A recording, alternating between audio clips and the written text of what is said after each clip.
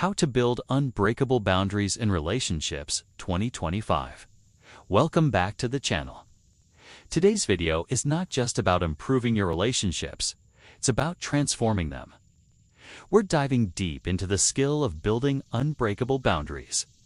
In 2025, where mental well-being and emotional self-respect are more essential than ever, learning how to set, communicate, and uphold your personal boundaries is a superpower. Let's talk about what boundaries really are, why most people struggle with them, and how you can build unbreakable ones starting today. Boundaries are not walls. They are not rejection. They are not selfish. They are your truth made visible. Boundaries are the limits you set to protect your emotional, physical, spiritual, and mental space. They define what's okay and what's not okay for you. Just like a country has borders and rules, your life needs healthy lines too. And the clearer they are, the healthier your relationships become. In Arling Arwu, clarity is kindness. When you know your limits and others know your limits, there is less confusion, less resentment, and more peace. Let's pause and reflect. Are you saying yes when you mean no? Feeling guilty when you prioritize yourself? Always accommodating others, even when it hurts you. Exhausted from emotional one-way relationships. If you're nodding yes, your boundaries are likely unclear or unspoken. And that's okay. Awareness is the first step. Setting boundaries can be hard, especially if you were raised to please others or avoid conflict. You fear rejection or being too much. You don't believe your needs matter. But here's the truth. Boundaries don't push people away, they filter in the right ones. The ones who respect you, and they help you show up more grounded, more authentic, and more empowered. Let's get practical. There are 4 main types of boundaries. Physical boundaries, your personal space and touch preferences.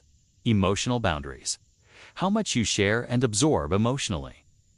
Time boundaries, how you manage and protect your time. Mental boundaries, your beliefs, opinions, and thoughts. Each one matters. Each one deserves clarity. And each one requires communication. Now for the how. Building boundaries is not just about saying no. It's about standing in your truth. Here's the framework.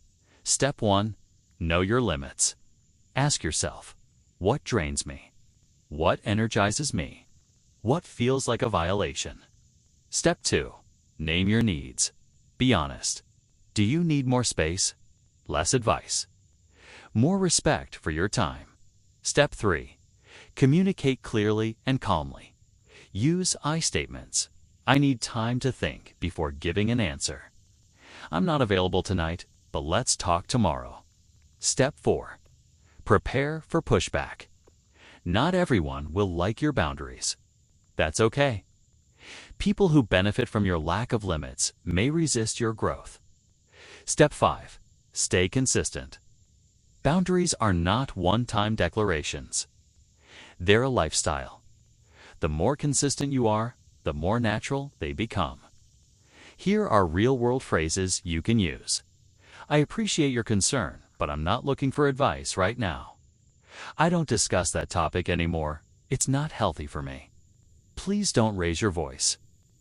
If we can't talk calmly, I'll need to step away. These are respectful, clear, and powerful. Some people will test your limits. Here's how to respond. 1. Repeat the boundary. Calmly remind them. As I mentioned, I won't be attending. 2. Enforce the consequence. If this continues, I'll need to leave the conversation. 3. Remove access if needed. Yes, even loved ones. Protecting your peace isn't cruelty. It's clarity. Boundaries with family and partners can be the hardest, but they're also the most healing. Remember, love doesn't mean sacrificing your peace. Saying no doesn't make you bad, it makes you honest.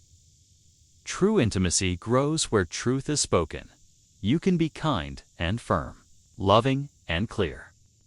Many of us struggle with boundaries because we carry limiting beliefs. I'll be abandoned if I say no. I have to earn love by being available. These are lies. Let's replace them with truths. My needs matter. People who love me will respect my limits. Boundaries protect my energy and deepen my relationships. Speak these affirmations daily. Let them reshape your self-worth. Here's the big idea. Boundaries are not about controlling others. They're about honoring yourself. When you set a boundary, you say, I value my peace. I protect my joy.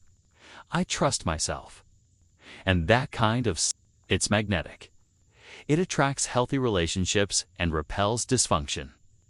So in 2025, let this be the year you stop leaking energy and start leading your life. You deserve relationships that don't deplete you. You deserve space to feel, grow, and breathe. And you deserve to be heard, not just by others, but by yourself. Set your boundaries. Speak your truth. Protect your peace. Thanks for watching. If this video helped you, please like, share, and subscribe. Let's build a world where self-respect isn't the exception, it's the standard. Stay strong, stay grounded. And remember, the more you respect your own boundaries, the more others will too. Emotional minimalism, decluttering your feelings to find peace in 2025. Welcome back to the channel. If you're feeling emotionally overwhelmed, mentally cluttered, or spiritually drained, this video is for you. In today's fast-paced, hyper-connected world, we accumulate not only stuff, but stress, worry, and emotional noise. That's why in 2025, one of the most transformative habits is emotional minimalism. It's not about cold detachment. It's about choosing peace over chaos, clarity over confusion, and simplicity over emotional overload. Let's explore what emotional minimalism is, how to apply it to your daily life, and how it can unlock a more peaceful, joyful, and intentional existence. Emotional minimalism is the practice of simplifying your emotional life by letting go of unnecessary emotional weight. Think of it as decluttering your inner space, removing outdated beliefs, unhealthy attachments, and draining habits. It's not about becoming emotionless. It's about becoming emotionally intentional. Imagine your heart as a room. Emotional minimalism helps you remove the furniture that no longer fits, the noise that no longer serves, and the clutter that blocks your light. Before we declutter, let's recognize the signs. You feel emotionally reactive or triggered often. You hold on to old resentments, even unconsciously. Your mental space feels noisy, even when you're alone. You say yes out of guilt, not desire. You struggle to access joy, peace, or rest. If any of this sounds familiar, it's time to pause and reset. Let's break it down. Unprocessed emotions, suppressed anger, sadness, or fear never disappears, they just pile up inside. Toxic relationships, people who drain your energy, manipulate you, or invalidate your feelings. Negative thought patterns, rumination, self-judgment, and overthinking keep you in emotional loops. Digital overload, constant notifications, and emotional comparison on social media add unconscious stress. Once you commit to simplifying your emotional world, here's what you gain: greater inner peace and emotional clarity, improved mental focus and decision-making, healthier relationships based on mutual respect, more energy to create, connect, and grow, a deeper connection to your values and purpose. In 2025, inner stillness is a competitive advantage. Let's get practical. Here are 7 core practices to start decluttering today. 1. Daily emotional check-ins. Each morning, ask, what am I feeling? What do I need? This keeps you connected to yourself. 2. Journal to clear emotional residue. Write freely. Let the page hold your overthinking so you don't have to. 3. Identify emotional triggers. Notice what causes emotional spikes. Is it a comment, a person, or a habit? Awareness breaks the cycle. 4. Set boundaries without guilt. Protect your peace. Say no to drama, gossip, and energy leaks. 5. Detach from the past. What happened, happened. You can't edit the past, but you can declutter your attachment to it. 6. Simplify your digital life. Unfollow accounts that trigger comparison. Turn off notifications. Choose digital peace. 7. Practice gratitude and stillness. Every day, list 3 things you're grateful for. Then, sit in silence. Let your heart breathe. Decluttering emotionally doesn't mean becoming distant, it means becoming authentic. Here's how. Be honest about what you feel instead of bottling it up. Stop performing to earn love. Let go of people who only value you when you're useful. Choose mutual respect over constant people-pleasing. Remember, you are not responsible for others' emotional reactions. You're responsible for your own emotional boundaries. Most emotional chaos comes not from the world, but from how we talk to ourselves. Ask yourself, do I shame myself for being human?